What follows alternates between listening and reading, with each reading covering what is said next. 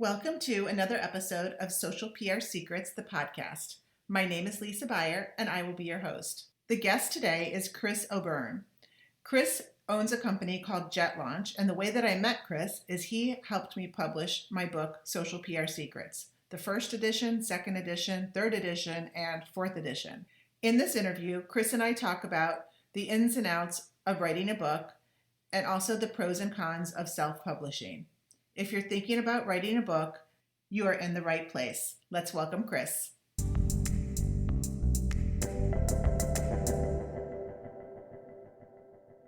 Hi, everybody, and welcome to The Digital Dish. My name is Lisa Buyer. I'm here with my co-host, Cathy Hackl. Hey, Cathy. Hey, Lisa. And today's subject is whether or not to self-publish for a book or go with a publisher. And we have the perfect guest to talk about this, Chris O'Byrne. Chris, I'm going to let you tell us a little bit about yourself, but how I know Chris is he has helped me publish Social PR Secrets, first edition, second edition, and now we're working on the third edition. So Chris, tell us a little bit about your company, JetLaunch, and your background.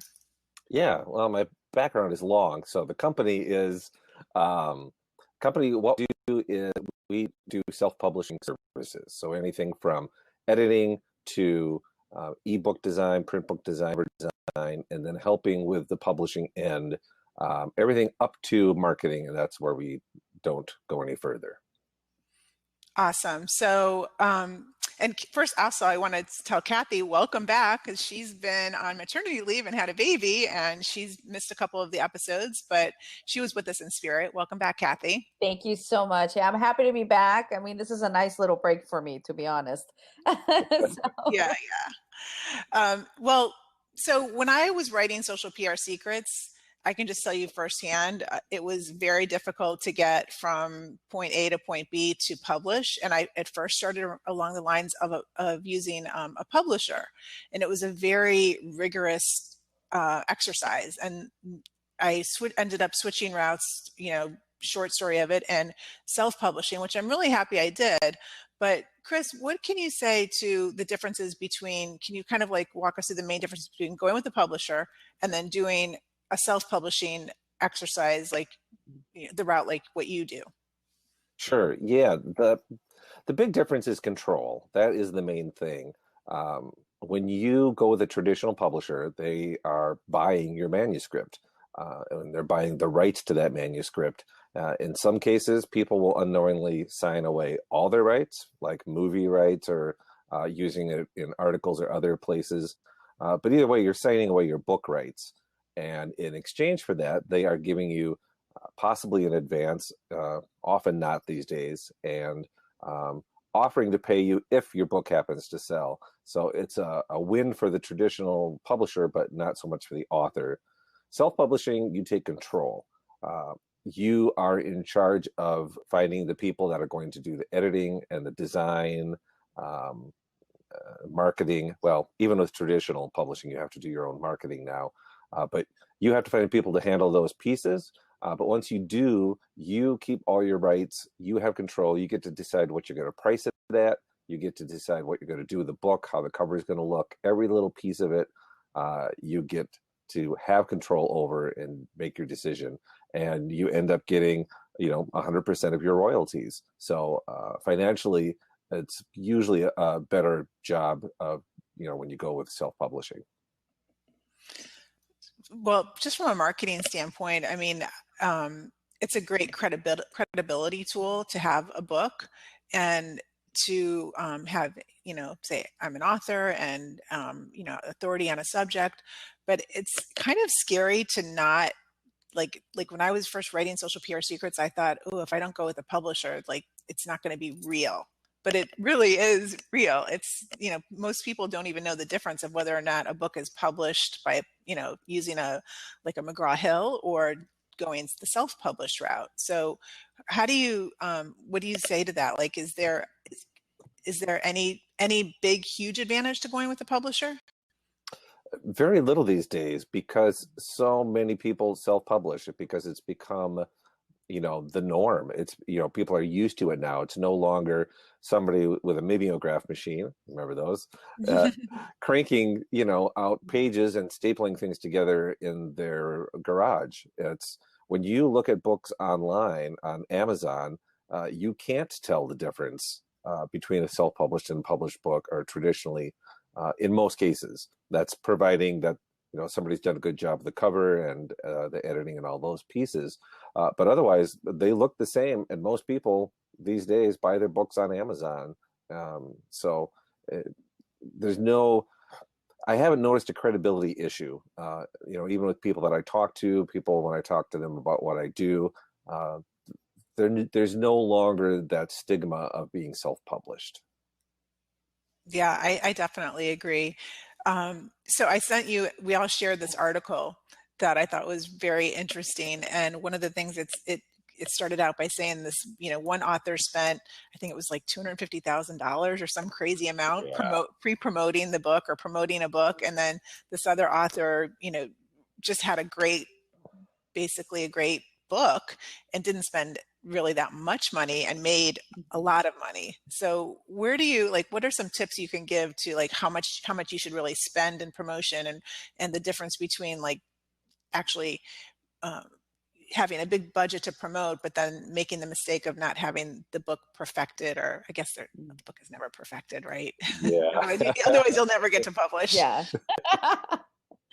Yeah, there's when it comes to prepping your book, and by prepping I mean the editing and the design, you want to put in a certain amount of money. You want to put in the right amount, but you don't want to overdo it. And it's easy to overdo it because there are so many people out there willing to just grab your money and add on things. And there's a lot of even the self-publishing service companies out there, like Mill City Press, Dog Ear Publishing. There's a lot of them out there. They still will, have a lot of add-ons. They'll still, the prices can drastically go up. They can increase rapidly.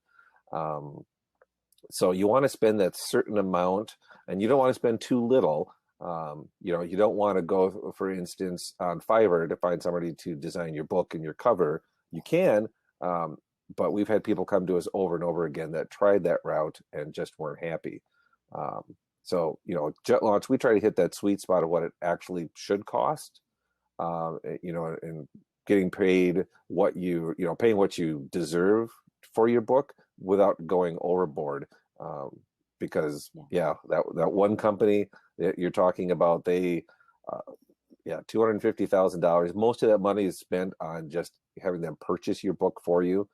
So when it comes to promotion, you do want to spend a good amount on promotion. So spend a certain amount on professionally editing and designing your book, and then put money into promotion, but do it the right way. Do your own social media, for example. People want to talk to the author directly.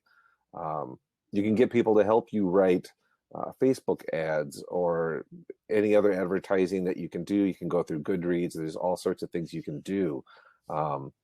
But a lot of these things that are designed to just pump your book up initially, they taper off. You run out of steam, and then you're left without anything permanent. So make sure that the promotion you do is something that's building your brand, building not just your book, but your brand and your image and your business. And pay attention to how those pieces go together, and build something lasting. Build your email list and give lots of value, and create a blog if you haven't done that already that gives lots of value. Just do those things that content marketing is doing, that is going to give you long-term promotion, give you long-term staying power for your book. How important do you think design is for the cover? Very big.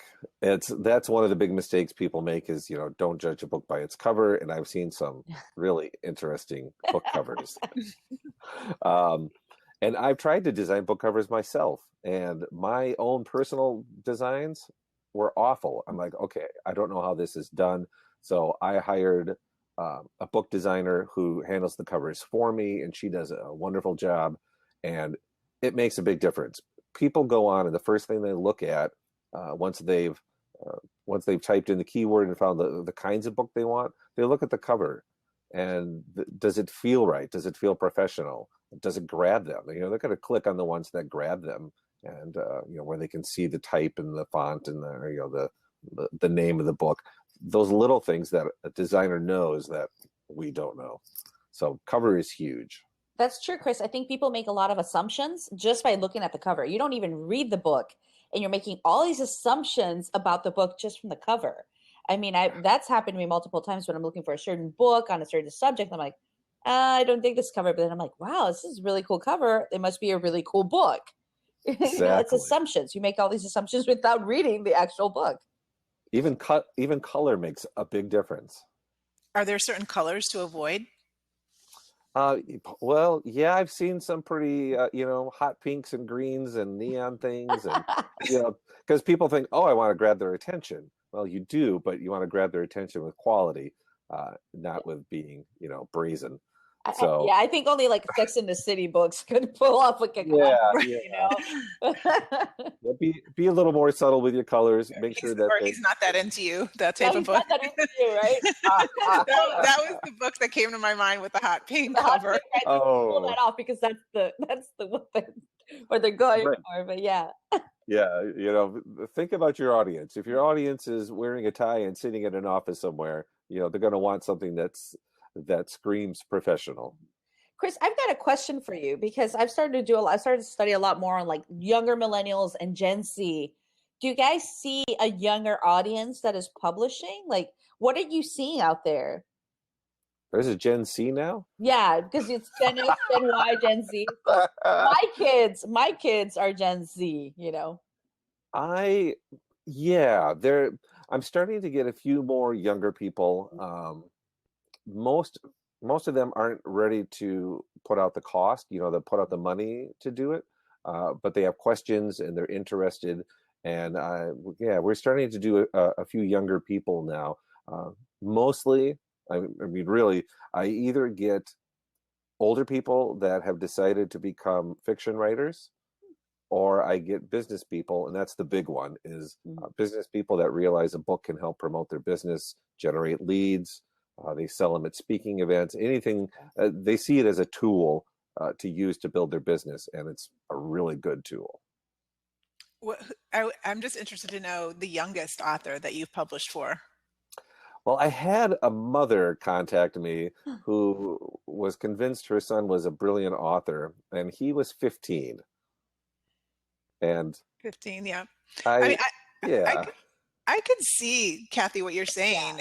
Younger generation. I mean, they want to prove themselves, and it's the path to get there really wasn't. It's not as hard as what it was 5 or 10 years ago with services like self-publishing, and really being able to establish yourself, even to do just a simple guide or just an ebook, not even having actually a hardcover book. But that actually, I have 2 design questions for you, Chris. So, font, are there certain, I see so many different fonts and so many different types of books and spacing. How do you decide that? And is there any tips you can give to the font and the headline font and the actual font they use for the body copy? Yeah. And little tiny, really tiny fonts, it just seems so hard to read. Why would somebody do that? Right. Well, they're trying to, and it gets harder to read every year for me too. I don't know why that works, but well, part of it too is especially when you're self-publishing, you pay per page. So when you're go to Create Space and you're looking, you have to put in your trim size, if it's 5x8 or 6x9, but they don't really care about that. You only get charged by the number of pages they have to print. So if you have a smaller font, you have less pages. You're going to pay less. But I'd say never go below 11 and a half, and never go above, even 14. 14 can be okay depending on the font, but it's starting to get a little big. So right around the 11 and a half to 12 and a half, that's where it looks professional. So for an overall font, you want to have enough spacing in between the lines without being too much. You don't want it double spaced, but you do want a little bit in there so that it's easier to read. Some of the studies have shown that sans serif fonts can be easier to read on your computer.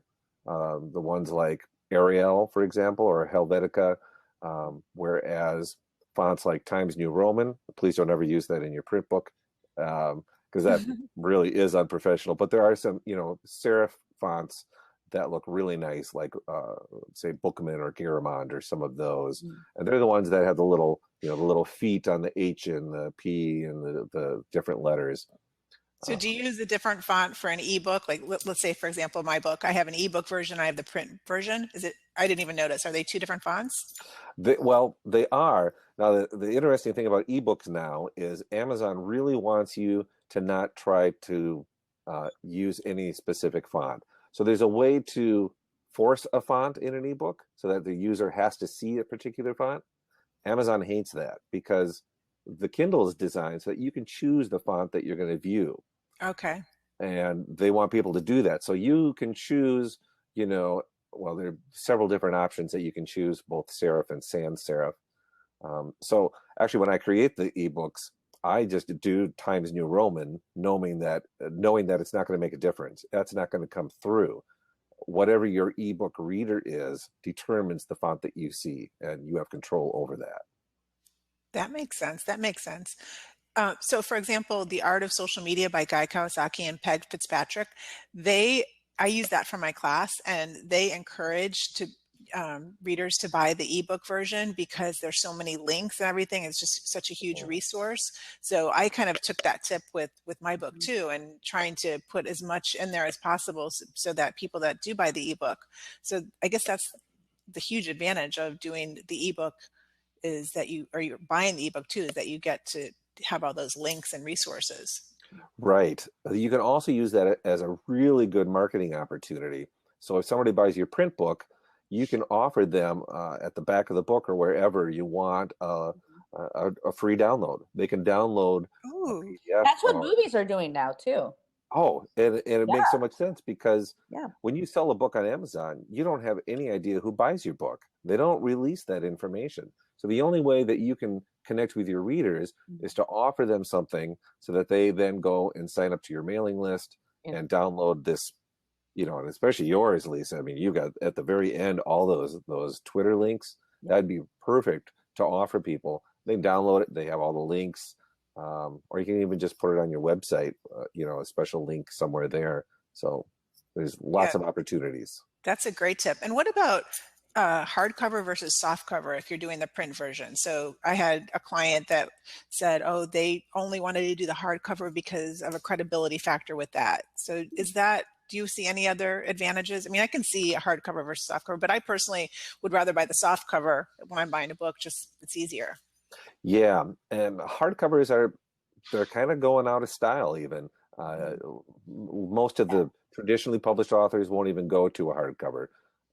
And because it used to be you'd come out with your book and you would first come out in a hardcover, and then, you know, a few months later you come out with a paperback, and well, that was it.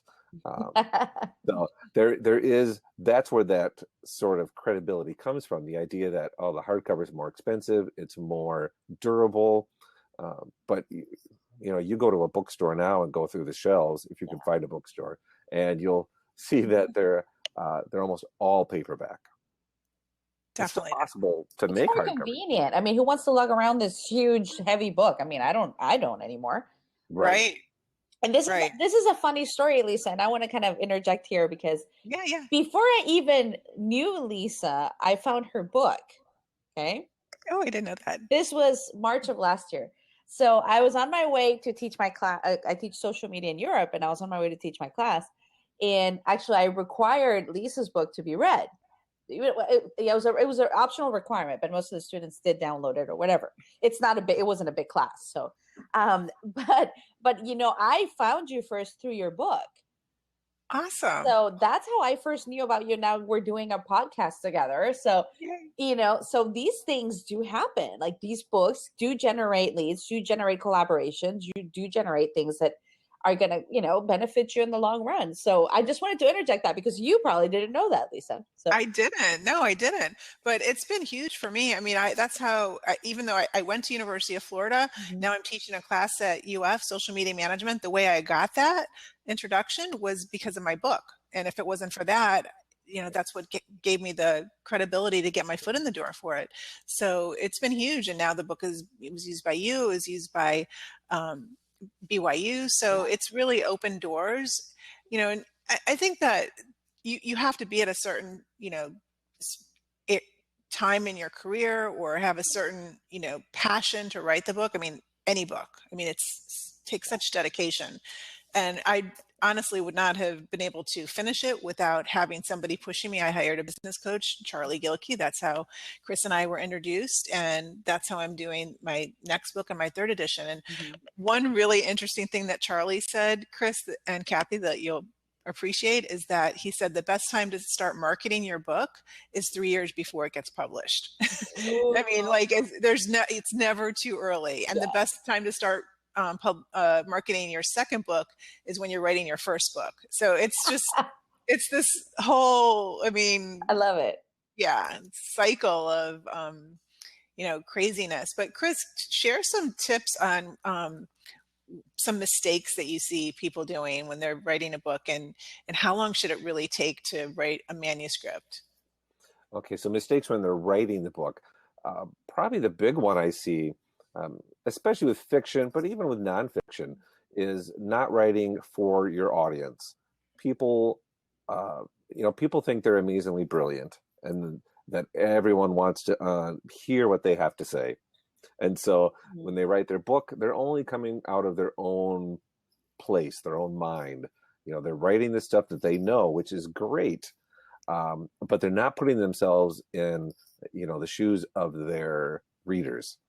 Their audience, their target market, especially if it's a business book. You have to think about, who your market is, what their needs are. And so writing that book without considering that is, it's really hurting your chances of how well you're going to do. Because if you do it, ahead of time, well, and especially just asking people. So there's a book called Ask by Ryan Levesque, and he just has this brilliant formula for asking your audience exactly what they want and how to word the questions. And it's not complicated at all, but most people don't want to put in that time. So, especially if you have, good social media following or an email list, put that time into finding out exactly what your readers really want and what they want to know, and dig into that. Spend time, ask questions, not just general ones, but, hey, I'm writing a chapter on this right now, and this is what I'm going to cover, but, what do you think I'm missing? It's even something on Facebook, where people are used to interacting, is going to give you some answers that they're going to surprise you. And so in the end, you're going to have this book that is, partially crowd written by people that is going to answer the questions that they and people just like them are really going to want to know. Awesome. Yeah.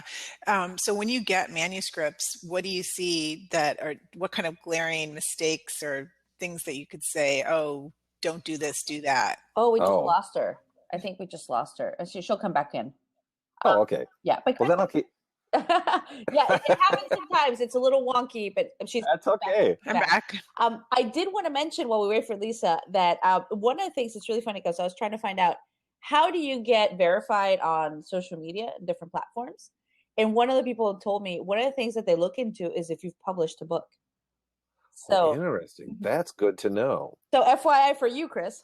Yes, that is really good to know, because I was wondering that same thing. Is what do they go through? Do you have to? It's a lot of things. I mean, if you're a journalist, that sort of thing. But one of my friends who actually works in one of these social media networks said they do look at if you've published a book. It doesn't mean that automatically verifies your profile, but it helps. It helps, yeah. So there you go, Chris.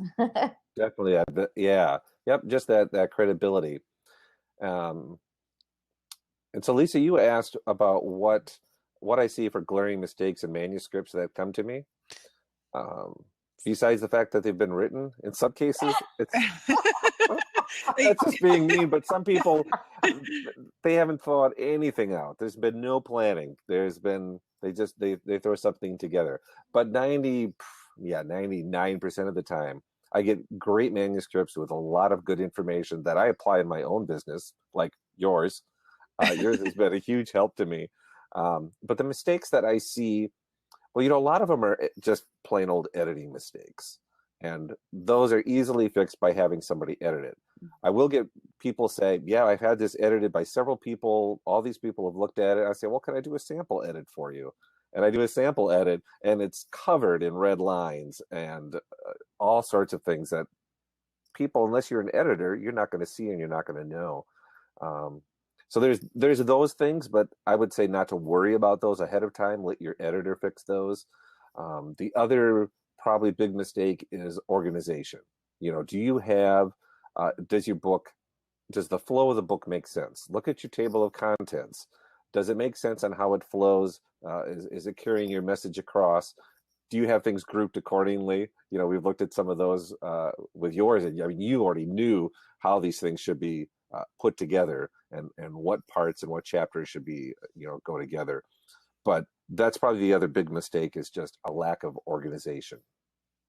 Are there any tools you can recommend that authors should use that will help them before they actually bring it to, let's say, somebody like JetLaunch, like yourself, that would make it easier or would give them insight? So the one that I just thought of off the top of my head was Grammarly. Do you ever use Grammarly? I do. I just discovered it a few months ago. Oh, okay. When you laughed, I'm like, oh no, it's not good.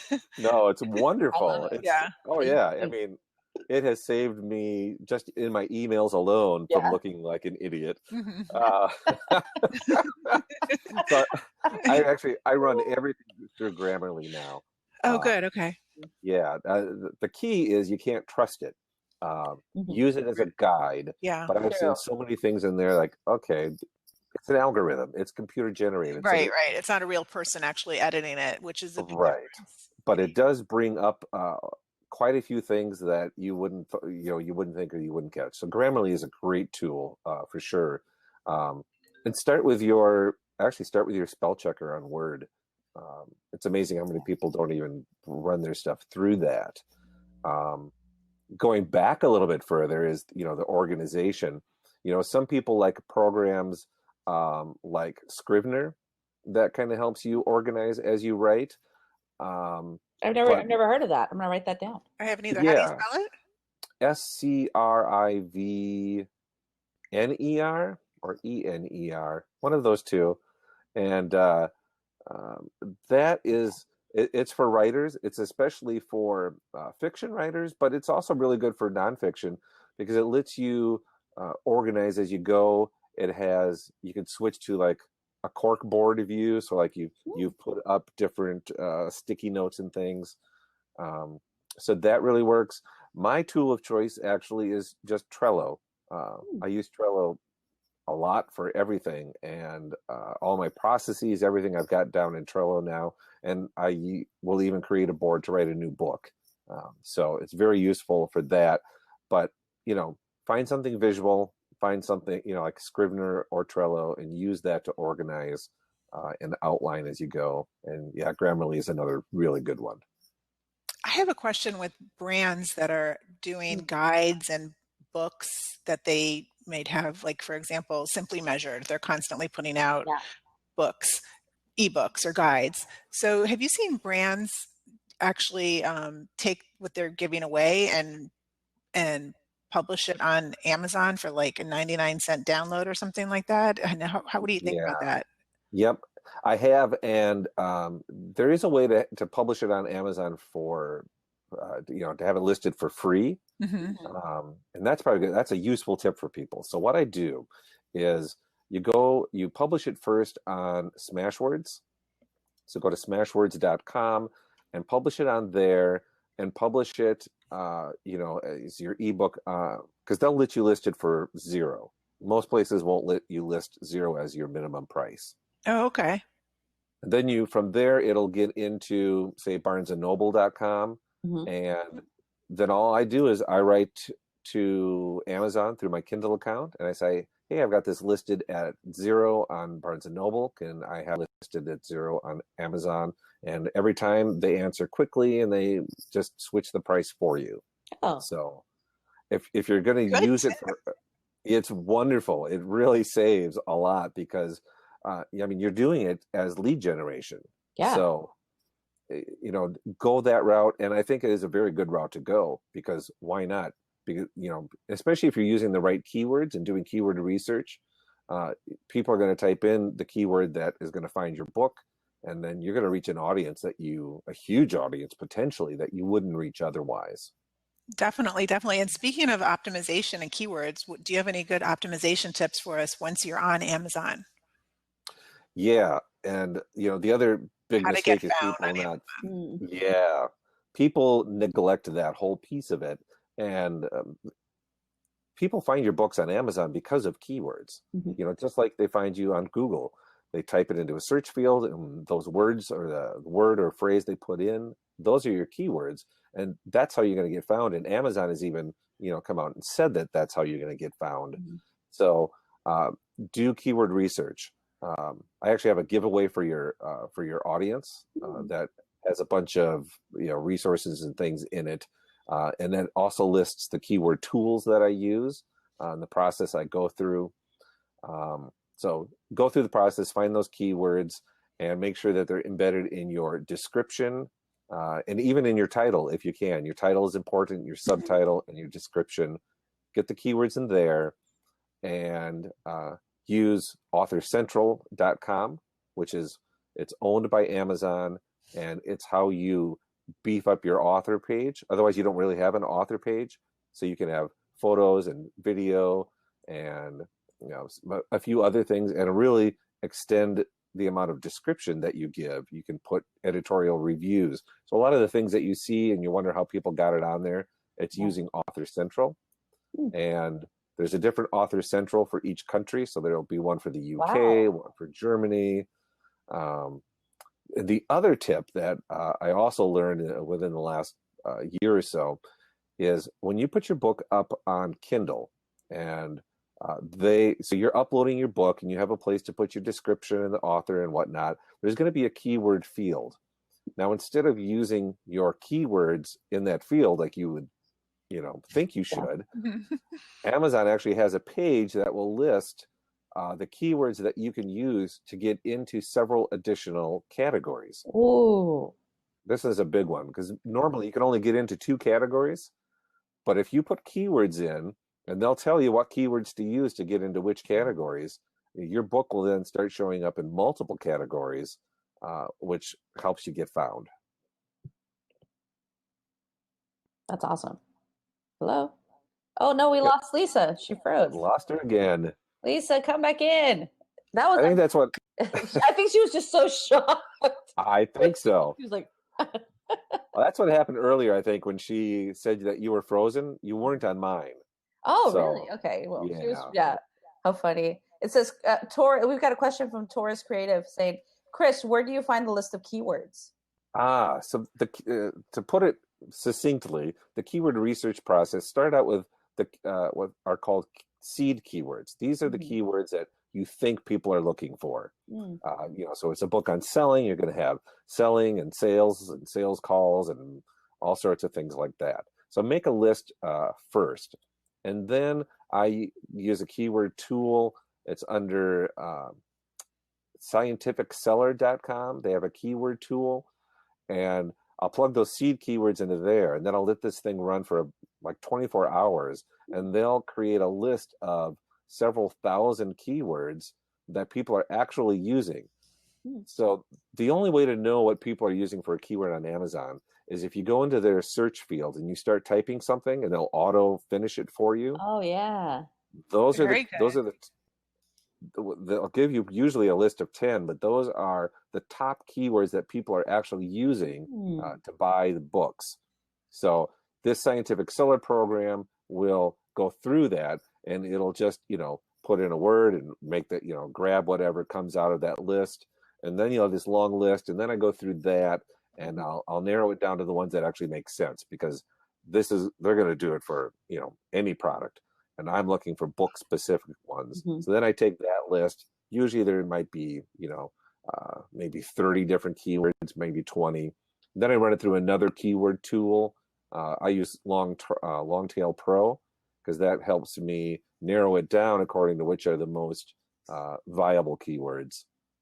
And then I use a keyword tracking program on top of it. I really go Oh my crazy. gosh! Wow. Yeah. You're good. Yeah. Woo. That one's called AMZ Tracker, and all of this is going to be in that download. Oh, An good. AMZ Tracker, that lets you, that one costs. The other stuff doesn't, well, Scientific Seller one doesn't cost.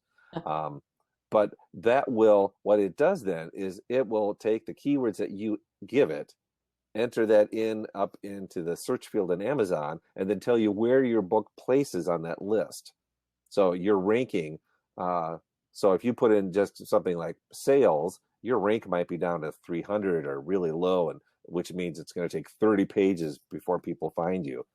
And other keywords, it's going to tell you where you rank for each one of those keywords. So then you can, either come up with new ones, or you can test different techniques or use them in links. There's all sorts of things you can do to get people to find your book through those keywords.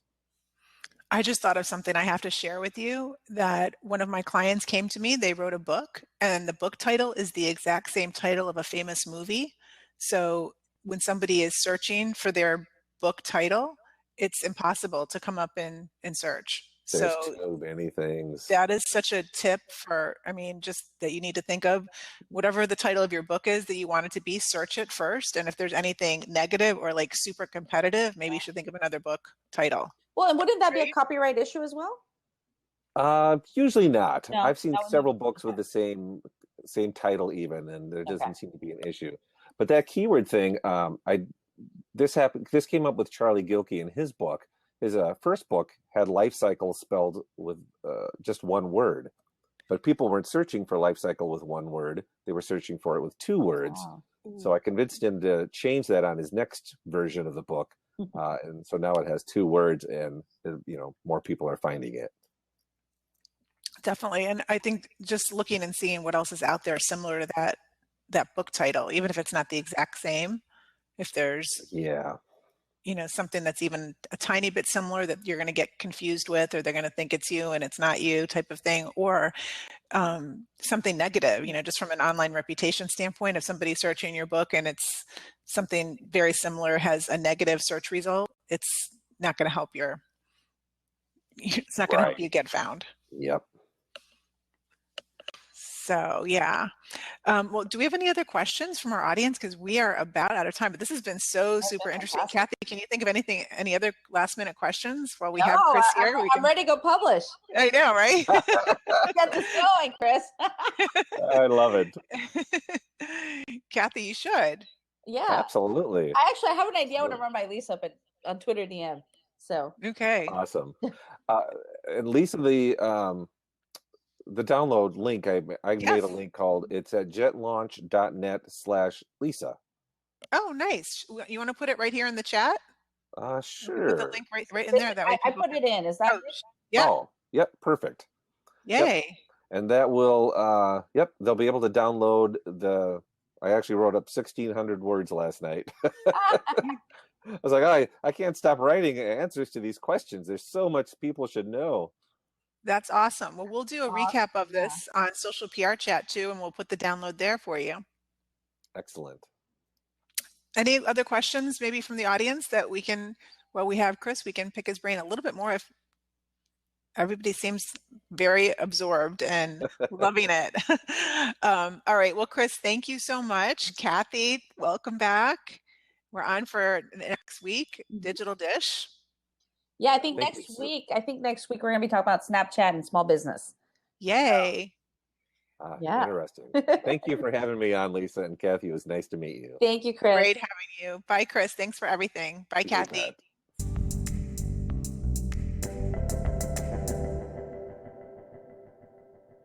Thank you for listening to this episode of Social PR Secrets. If you like what you heard, check out the book on Amazon or follow our blog at socialprsecrets.com. This episode was sponsored by the Buyer Group, a social PR agency striving to keep our balance in the digital world, practicing public relations, social media, and search marketing, while occasionally drinking a glass of wine or two for the best creativity and results. Thank you all for tuning in. If you would like to get a free chapter of Social PR Secrets, go to socialprsecrets.com/free.